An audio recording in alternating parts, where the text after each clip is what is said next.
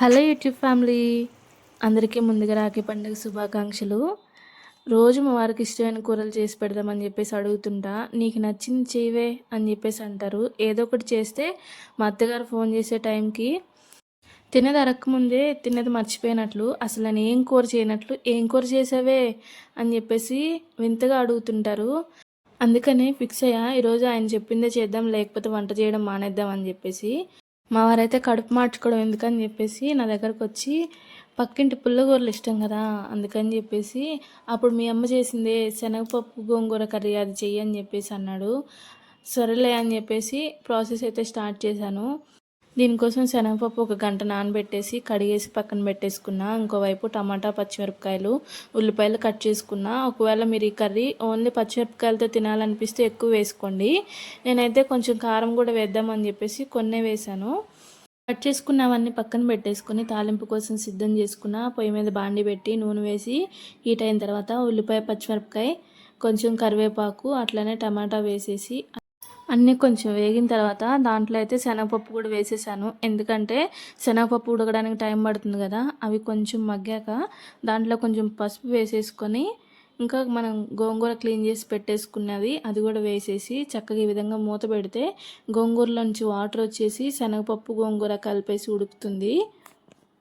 రాఖీ పండుగ అనగా మీకేం గుర్తొస్తుందో? నాకైతే చిన్నతనం రోజులు గుర్తొస్తాయి. ఎందుకంటే చిన్నతనంలో 10 రోజుల నుంచి పీడించేవాళ్ళం, నాన్న రాఖీ కొనాలి, నాన్న రాఖీ కొనాలని.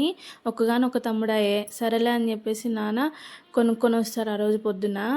తీసుకొచ్చిన తర్వాత తమ్ముడికి చక్కగా రాఖీ కట్టేసిన తర్వాత ఏదైనా గిఫ్ట్ ఇస్తాడని ఆశపడితే, ఆగండి ఆగండి, రాఖీ కబుర్లు మళ్ళీ చెప్పుకుందాం. కర్రీలో ఇప్పుడు ఉప్పు వేసే సమయం వచ్చేసింది. మన రుచికి సరిపడినంత ఉప్పు వేసేసుకొని చక్కగా అంతా కలిపేసుకుని మూత పెట్టేస్తే, ఉప్పు వేసిన తర్వాత ఇంకొంచెం వాటర్ వచ్చేసి చక్కగా ఉడికిపోతుంది. యాక్చువల్లీ గోంగూరలో ముందు ఉప్పు వేస్తే ఉడకదు.